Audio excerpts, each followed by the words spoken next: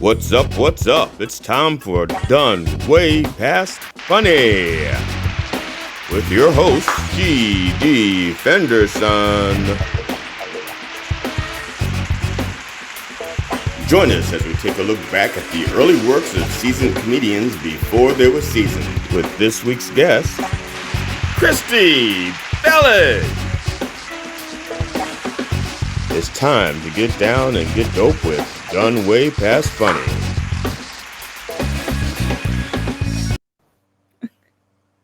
Hi, I'm G.D. Fenderson, certified forensic humorist at large, but I'm losing weight. I thank you for watching Done Way Past Funny, where we look at the works of seasoned comedians before they were seasoned. My special guest this episode is the headlining feminist, Kristy Belich. How's it going, Kristy? Hey, how you doing, GD? Glad to be here. Like the intro.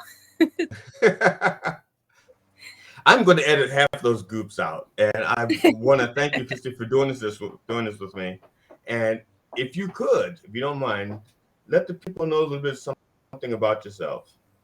Hi, my name is Kristy Belich. I'm a comedian, and I do tarot and astrology, and I got podcasts at Trust Your Glitter podcast, and I just love doing stand-up comedy. And my friend here, GD Fenderson, glad to be here with you, man.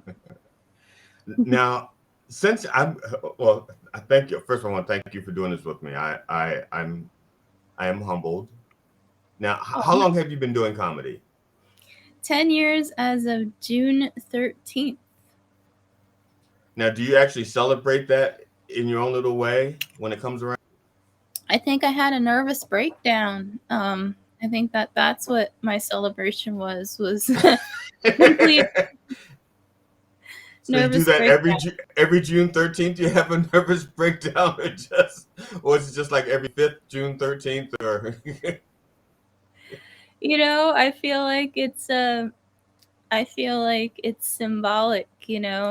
Comedy anniversaries are a symbol of our voice and rising up. I don't know. It's a symbol of healing in a lot of ways, but at the same time, you look at your career and you're like, well, fuck, I put 10 years of service in here. And I'm looking at my bank account. I'm looking at the fact this car needs new brakes, and where that's coming from, I don't fucking know right now, So. Now, you why the name Trust Your Glitter? How did that get to be the name of your? Is it a blog as well, or just a podcast, or what? Not just, but you know what I'm saying. Why Trust Your Glitter? Well, I was looking at old journals of mine. I have a bunch of old comedy journals, and I was like trying to figure out where the name came from. And it came out of like 2017, and I was just doing a lot of mushrooms and full disclosure. And I wrote it down in a journal, I think, after like a mushroom journey. And I think the mushrooms just told me to call it Trust Your Glitter, because I don't know about you in this fucking sport of stand-up comedy, it's hard to trust yourself a lot of the time. So that's where it came from. So the glitter is symbolic of your inner self, the sparkly part of your inner self. Yeah, trust your gut. Trust that intuition. Yeah. It is your inner spark. Yeah, I got it. I think I got it. Maybe or it's possible. Now, for those of you who are watching Kristy for the first time, is it a particular kind of mushroom that you're referring to that helped you with this particular journey or trip, or you think you would have done it with any mushrooms? Well, it could be super silly and maybe with some Cybin. I don't know. Side of Ben. I know this is a Maryland podcast. I want to be real, I don't know, with the law here. Oh, well, but they don't know where you are right now. So that's true. And by the time I edit this, it's going to be like a week and a half. You could actually be anywhere, and that's a virtual background, so they can't track anything. I'm in a flower right now. Yeah, that's right. try. Yes, right. So whoever has jurisdiction over the flowers, sure, try resting her there. Yeah. Excuse me. I am the wood nymph. Yeah, but what jurisdiction? Yeah. Now, I, I am at one point I used to study comparative religions and metaphysics. Uh, Studied it for like 4.5 years. And one of the things that we had to do was we had to examine uh, all of the, I guess you say, all of the art forms where people, uh, or instruments of divination, if I'm saying that correctly, to help people, define divine things. And so we did have to do tarot. And one of the things we had to do in studying tarot is we actually had to design our own decks. Oh, Or I that's should say cool. design, not design, because the we had to basically you were painting them because it was like a black and white drawing of whatever rendition of the hangman and death, but then you put your own colors into it. You paint your own deck, and then I had my deck laminated, and I never used it for anything other than the fact to show people that I colored my own deck. Neat. But yeah, you personalize it. Now, in using your tarot card, do you find um, that you could do what you do with the tarot cards without the tarot cards? As what I'm saying is like, for the most part, the way I understand things like that is, it doesn't matter if you use like a pendulum or a tarot card or a teacup. It's still coming from you or through you, and that just helps you focus. And could you do the same? Could you focus the same without the tarot card? And does that focus help you in comedy? I think the journey of intuition has been a long one, and I think that's what this decade in comedy has shown me is like no matter what other people say or Mm-hmm. tell me I need to do, it's actually from my heart. It's actually from inside. I think the tarot cards gave me data because I come from a science background. And so when I Okay. went through like a spiritual awakening, whatever you want to call it, the tarot cards helped me and astrology helped me, but really it's like our inner journey, our inner strength that really helps us. So Right. yeah, in a lot of ways, like the tarot cards are like a visual of that, but really it's how does your heart interpret those cards? Now, what was your science? What was your particular science background in? Well, I started in research science. I Okay. graduated from I went to McDaniel College in Westminster, Maryland, and I went there because I took my horse to college with me. I was going to go to University of Maryland. I had a couple schools I was deciding on, but the reality is I wanted to take my horse with me to college, and I know how white girl that sounds, but really like I worked. I also like went to college, worked, and got a scholarship, and then really hustled. So I took him to college because of I could keep him on a farm where I could work on the farm, and also it was a hay farm, so Right. it was like I was able to kind of leave college, go take care of him, go back to school, and it was just more convenient for me, and they gave me a scholarship to go there. So that's kind of like where I started studying science. And I started in animal sciences. And then when I graduated, I did like, it was during Iraq Afghanistan war. So I worked in a military contract lab and I did animal sciences. And then I went and got a job at Columbia University in New York City and switch from animal sciences to heart and lung studies there. So that's where Now, my background is.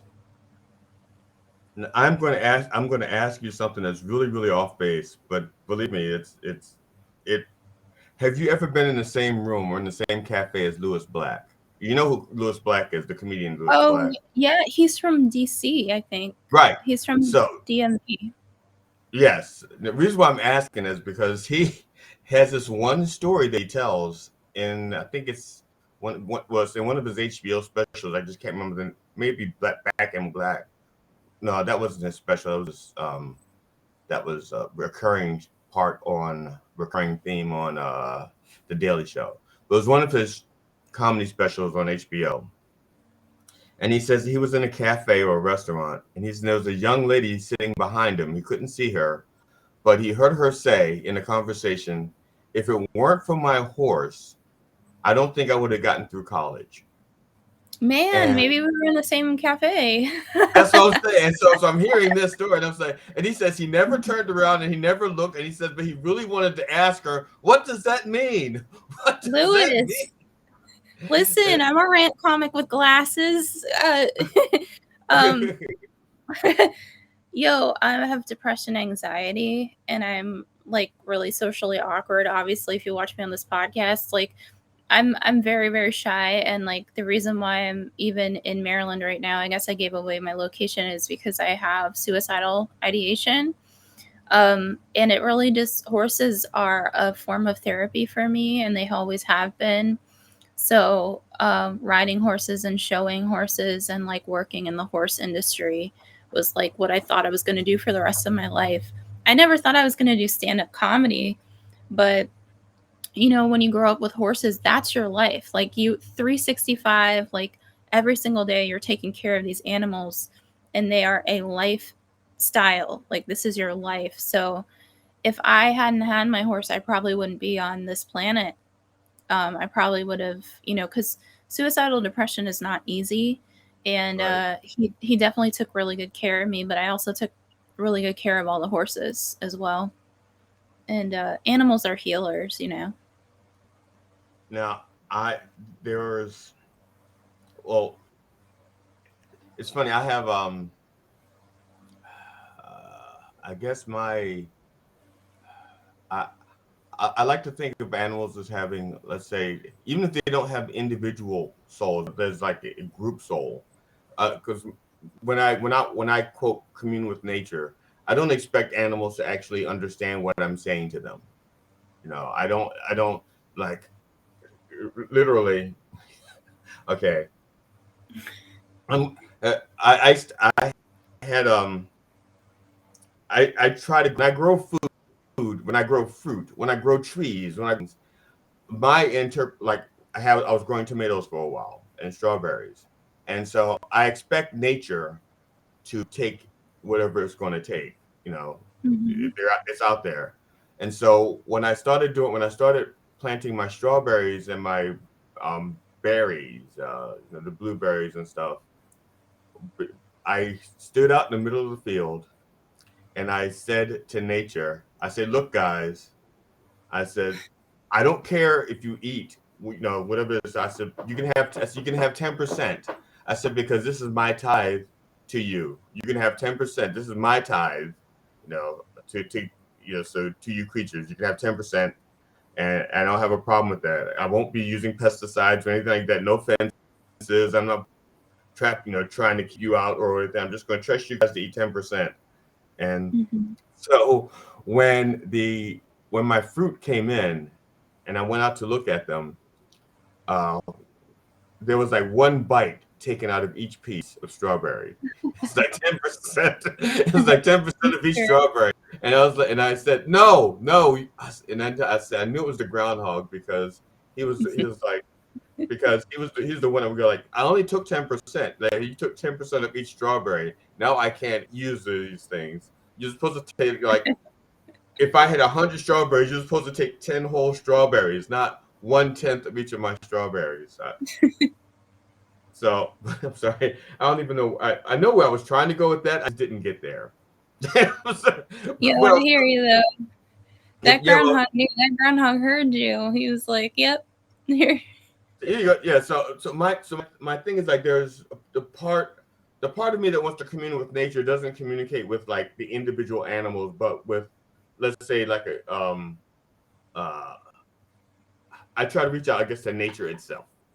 No, but I screwed up. I think I may wind up editing that out because I know what I was trying to say and I never tried to say it before, and I think the words that I want to use are still back behind the rest of my hair, and it hasn't filtered through. I think it sounds like a bit. I think that's funny. I think you should explore that. um, I be okay. Uh, your comedy for the most part. I don't know how if you just how do you describe yourself as like a storyteller or anything like that? You know, because a lot of times people try to put us in boxes. You know, like when on our EPKs, they want us to be defined as words, and to me that is so limiting because it may help them, but it do a damn thing for me, except for maybe to get booked. But so like it makes them feel better to call me a storyteller. How are you perceived, at least on your EPK? How do you describe yourself on your EPK for people who want to book you? And do you find that limiting to you? Well, I wish that I was more of somebody that had like fancy EPKs. I'm more fly by the seat of my pants.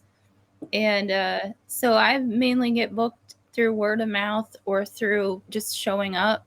I found like the way I don't really ever come across on video the way I come across on stage, I feel. So I don't even know what I would describe. I guess stream of consciousness rant comic is how I would, and just really particularly what am I feeling on that particular day, and I'm trying to work on like different sides of how I do things now and not just go off the rails when I'm on stage. Like you see me at Benny's, I've committed to going to this place called Benny's in Hagerstown to reframe how I'm doing stand up. So if you ever see me not holding the mic, it's me kind of figuring it out and trying to feel what I'm doing. If you see me off the mic stand, I'm pissed off about something and have something to really let that fire out because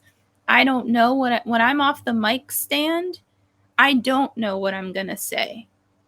I have no idea what I'm about to say. I'm just letting the words come through, and that's what's going to happen. Sometimes I have a backbone to that. Like I'll have like, a structure, but within that structure, I'm like figuring it out as I go, or I'm feeling it out as I go. Now, so because one of the things that you do in your stand up is that you address social issues, and it's a myriad of social issues. It could be the way women are treated as second class citizens, or the uh, the shooting of unarmed black men, or there's just a bunch of issues of social issues out there. And one of the things I do notice that I can tell that sometimes you go on a rant, as you put it, um, and so when you find yourself doing that, how do Mhm. you get yourself back to doing the comedy? Is there like something inside you can say to yourself is like, hey, snap out of it, sister? Or what when there's you have an audience, wait a second, you're being watched. I mean, what I'm saying? How do you get yourself back out of the rant and back into the moment of being on performing?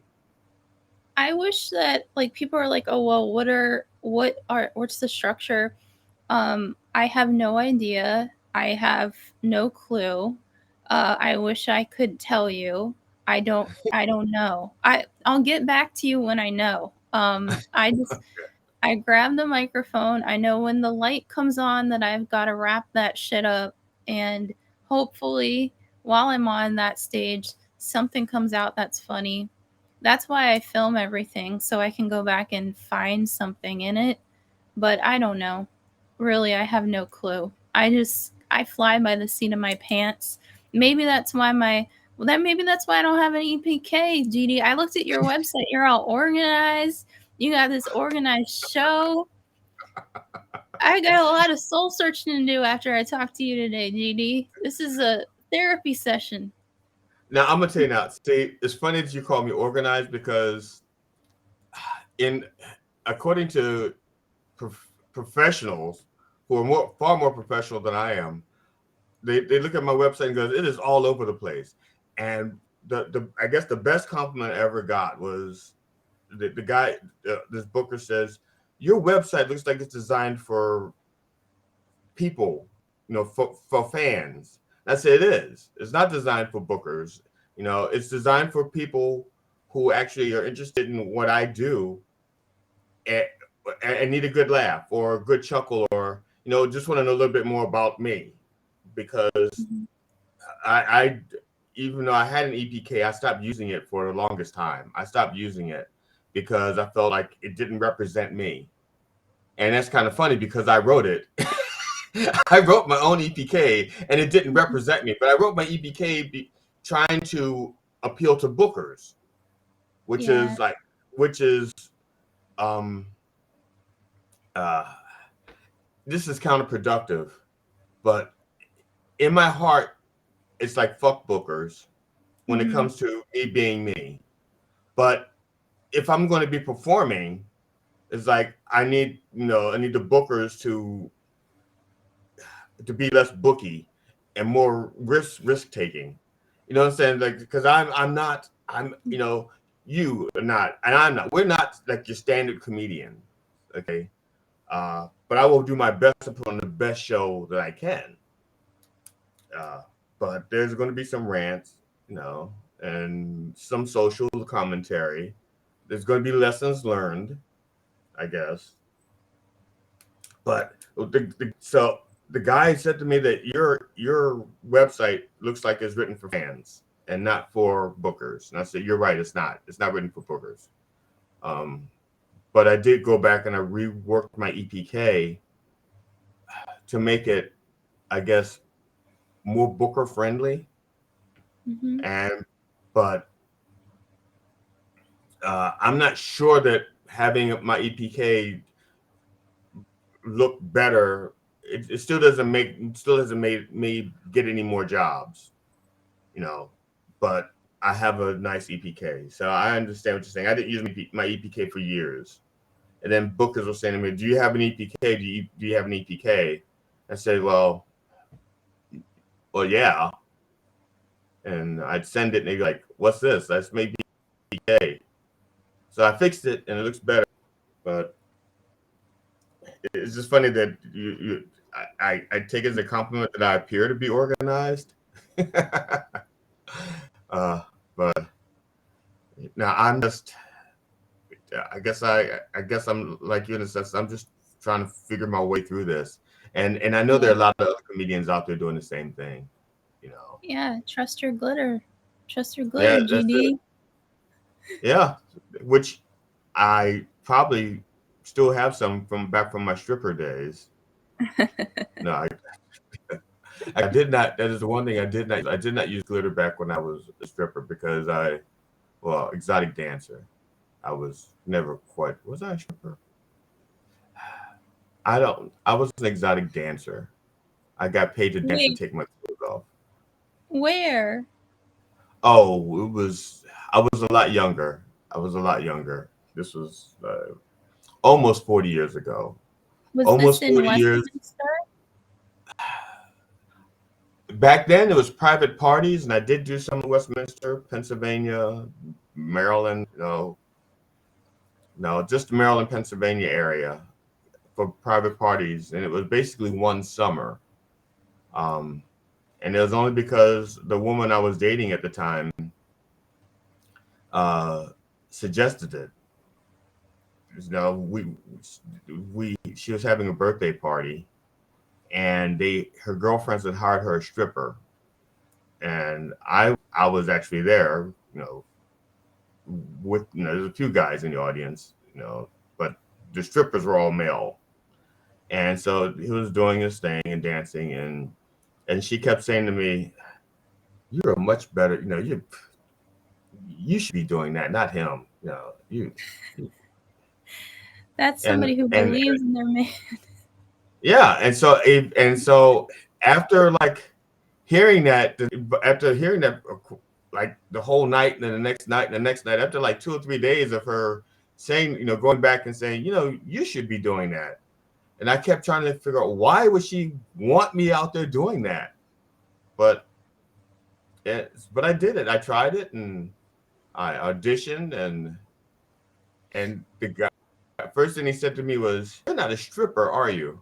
I said, "No, not really." They said, "No." They said, "You're a dancer." I said, "Well, yeah." They said, "Okay." They said, "Well, you have a nice body, but we want to teach you how to be a stripper because you're actually a dancer who's taking off his clothes." So, I said, "Oh, okay." Someone born with the gift of dance and love. So, again, I don't know where I meant to go with. I don't know where I was going with that. Fenderson, certified forensic humorist and host of Done Way Past Funny. You have just watched part one of our interview with the headlining feminist, Kristy Belich. Please join us for part two, and when you come back, bring a friend.